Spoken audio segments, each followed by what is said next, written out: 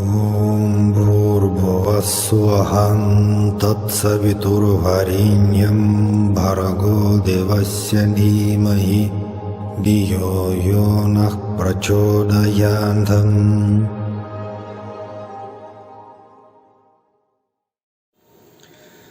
Salam everyone. So again and again, so let us speak about our beloved Swami Sri Sathya Sai, and so I continue to share with my personal experiences. I'm sure you have also a lot of personal experiences. Some of them, it's like just a domain of meditation, emotions, maybe mystical dreams. And sometimes it's something, which Swami manifested just quite physically. Yeah, there are many kinds of miracles which we can experience in the context of Swami's grace, because whatever happened with each of us is just grace. We as a human beings may mark something as good or bad stuff, but actually only grace exists. The problem is that our mind, or if you wish, intellect, can understand certain event as potentially like a great chance or lesson, very important also.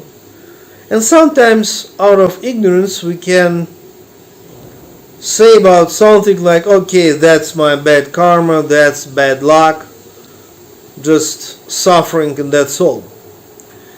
But if we are able to approach life properly, then it's possible to understand that, really speaking, there is no any bad karma, there is no bad luck, because whatever happened with us in our life is just grace. But this grace can be, sometimes simple to understand if something good happened. But suppose if something challenging, difficult happened, then it is not always easy to understand as grace. But then we can approach it as test, as lesson, as exam, as certain obstacle which we can overcome and then reach certain next level of our understanding, consciousness, maybe discipline, maybe we grow because sometimes we have to struggle. That's human nature. We can't grow without difficulties, can we? Of course, maybe somebody can, but for most of the people, difficulties, that's what makes us grow. That's how it's happened. Well, the story which I wish to narrate today is it's happened some beginning of 2000s. At that time, so actually basically I'm a professional writer, author and artist. My education actually, it's a art college and art academy, so it's like painting, graphic art. And a few times Swami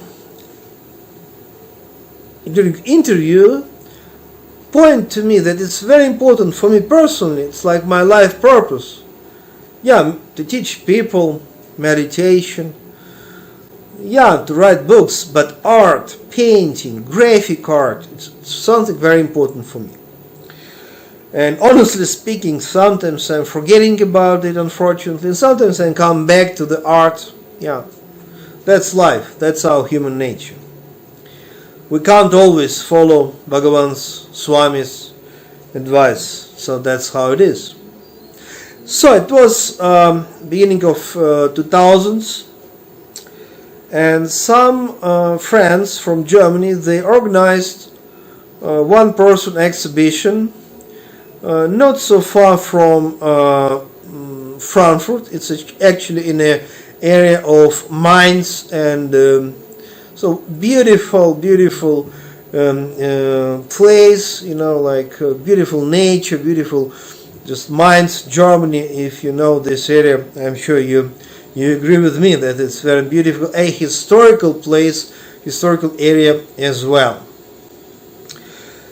So I came from Moscow, so basically I'm from Moscow with, let me see, like maybe 50 or something, like, artworks to Frankfurt am Main, then to Mainz. And finally it's happened that in this museum, in this gallery, they told me that, like in the beginning we promised you like kind of, 2 halls, but we can give you only 1. And we promised you like 4 weeks, but really most probably it's going to be just 2 weeks, like that. So I was very sad actually, because it's wonderful to experience one-person exhibition in Germany, to share like with my art experiences with the German people. But if you expect it's like 2 halls, but you get a chance to use only 1, and like not 1 month but 2 weeks, always sadness is there, in such cases. And that morning, actually, when I finally came to know that that's my conditions for the exhibition, for the art exhibition, so I started to pray to Swami. And actually my experience was that, he's really listening to me. Well, in my videos, I want to be always, open and honest. And I don't think that I am perfect devotee. I don't think that I am perfect meditation practitioner. And actually that's maybe a very easy situation for me, that I don't need to make myself perfect while I'm not. So it means sometimes I really feel Swami's presence, just kind of here now. But sometimes, out of ignorance, I may think or feel that, who knows, maybe I'm just praying to him and he is too busy, with the cosmic questions. I'm sure most of you sometimes experience the same. That's, again, human nature.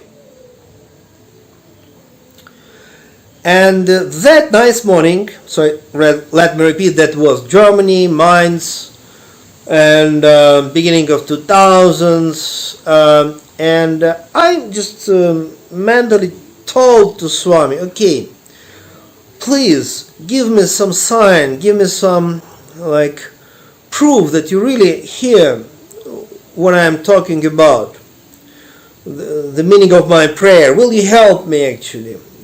And I told him that, please let something happen, something like 3 similar events, let them happen today. Whatever it can be, 3 similar events, let them just repeat, let them happen. And then I can understand that you're really listening to me this morning and really help me to manage this situation. And I just, again, let us say for a while, forgot about it and just went somewhere. And so what actually happened? I went to take some lunch somewhere and then met some girl in the cafe. And so I told her that I'm from Moscow, the mostly staying in India, in Sathya Sai ashram. And she was surprised because, so nice, and she told me that she has a photo of one Indian saint, and she actually doesn't need it. And she has this photo with her right now, and she's just ready to give it to me. And she gave me a small photo, a very small photo, just this size, like, you know. And that was Swami. Can you imagine, yeah? The German cafe, I'm just taking lunch, speaking with a girl whom I see for the first time, and she's just giving me some kind of photo of some kind of Indian saint, and that's Swami. Good surprise. Well, then I met one elderly lady, German, and the same day, just a little bit later. And she told me that, she told, maybe you remember a few years ago you sent me a letter from India with all that stories, how you travel, how you visit different ashrams. And you sent me the photo of one guru in which ashram you was staying at that time mostly. And I'm so appreciate that you sent me this photo, but actually I don't need it. I got the feeling, this old lady told me, I got just a feeling that I have to give it to you back. You will benefit it, you need it more than me. That she told me. And then, of course, naturally, what's happened a few years ago, I've totally forgotten. Then this lady came and just gave me back my own gift to her, and that was second Swami's photo. Also, basically the same size. And then later on, one guy, also just a local German guy, he also actually did the same. So he brought me one more picture, one more photo of Swami. Well, actually that was not the first time I was in Germany, not the first time I was in Mainz and Wiesbaden and Frankfurt am Main, because few of my relatives lived there at that time. It's like previous generations. Now they passed away. For me it was like place, Mainz, Wiesbaden in Germany, which I knew pretty well. So it means some locals I knew pretty well. And these three events happened, and in the very beginning I didn't combine them together. It's like two separate people, individuals not connected with each other. They brought me some small photos of Swami, seemingly no connection, okay? But then in the evening I understood that was actually answer for my prayer. So in the morning I was praying to Swami that, okay, please help me to manage just everything with my one-person exhibition there. And because I was not sure that he is really listening to me and really going to help me, so I asked him, please give me a sign, give me like proof that you really hear me, and give me like three events which must happen one by one today itself. And it's happened.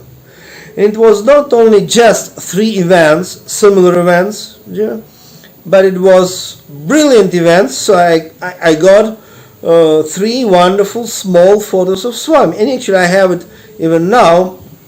It's not right now with me, but I have it. Of course, that's very important photos for me, which are memory about this wonderful miracle. And of course, after that, just the next day or something like that, all this administration of this museum and the gallery, they changed their mind, and they just helped me to enjoy not 2 weeks but 1 month of, and not one hall but 2 halls. So like exhibition was pretty successful for me at that time. You know what? A few things we can learn, I think, from this story. And the first of all, yeah, that's actually our poor human nature, our poor mind, who can create all kinds of doubts. But actually, Swami always listening to us. It's impossible for him not to forget us. We as the human beings may forget him, unfortunately, but he always remembers about us. And when we communicate with him, actually it's okay if you ask for proof. I mean, Swami, please help me, poor me, to understand that you are really listening to me. Of course, it may sound for somebody silly, but I mean, why not? At least for me at that moment was quite good to ask this extra thing from Swami, and I'm really grateful that he really gave me proof and then managed all my exhibition troubles. You know, what kind of things we can ask from Swami and what kind of things we must not. Of course, I remember that during interview, and I was translating for the Russian-speaking groups for a number of years. That's the reason why I have my own personal rich experience with Swami, because I got a lot of interviews. So, and I remember many times he told us that if you're a lawyer, or if you're a medical doctor, or if you're a healer, never ask for more money, because if you ask for more money at the same time you're a lawyer and at the same time you're a medical doctor, so it means indirectly you ask for the people suffering, because how can medical doctor or lawyer get extra money? Only if people experience problems, then you solve these problems and you can get more money. But in most of the cases, it's okay if you ask social success. If it's good if you ask good health. If you ask for happy family life, for yourself or maybe for your children. Of course, when we ask Swami, the best way is to remember that our goal actually not to become most socially successful. Our goal is not to live, a few hundreds of years, but our goal is self-realization, enlightenment. And he, Swami, is the source. Because I don't believe that any yogi, any meditation practitioner may achieve enlightenment. That's ignorance. You can't achieve it. You may receive it as the grace. And that's teaching not only given by Swami, that's Jesus the Christ, actually the same. That's Krishna's message in Bhagavatam, the same. So enlightenment, self-realization, God realization is only gift from God. But we have to be ready enough to receive this gift. And of course, great teaching of Bhagavad Gita about that, okay, we have to do our service to the society, community, and be as best as we can instrument for the Lord God to do something good, something useful for the people. And okay, if you understand your life in this way, then I can understand why you want to be healthy, because you can do more good stuff. But if somebody wishes to be healthy just to enjoy flesh, that's not good. I mean, if you feel that your life purpose is such and such, and life purpose, it's always, okay, what does it mean, life purpose? Life purpose means always some talent which you have, and you must express it. But wait a moment, I'm sure you have talents, but who is the source? Anyway, Swami. So it means if you wish to fulfill your life purpose, which based on your talents, but the source is Swami, anyway, your life purpose going to be, will be, already is right now, his plan and your service to the people, to the society, to the community. You can serve as social worker, yes, but you can serve as a scientist, as artist, as musician, as politician, as journalist. So there are many possibilities how can you serve to the society. And if you need any help regarding your life purpose, your creativity, then why not to pray to Swami and ask for help, because you ask and you receive. So that's my story for today, and a few comments, few philosophical ideas as usually. Sai Ram. Sai Ram. See you next time.